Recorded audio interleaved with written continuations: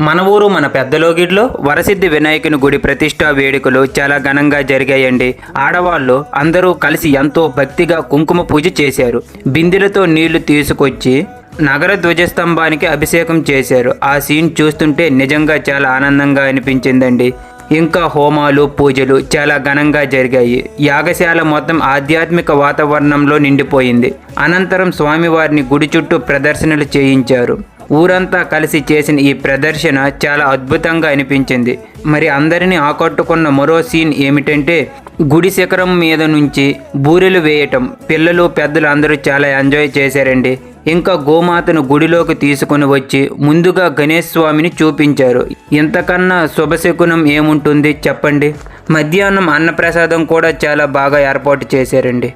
భక్తులందరూ కలిసి స్వామివారి ప్రసాదం స్వీకరించారు. ఈ గుడి నిర్మాణానికి సహకరించి విరాళాలు ఇచ్చిన చుట్టుపక్కల గ్రామ భక్తులందరికీ హృదయపూర్వక ధన్యవాదాలు. మీ పెద్దలోగిడి.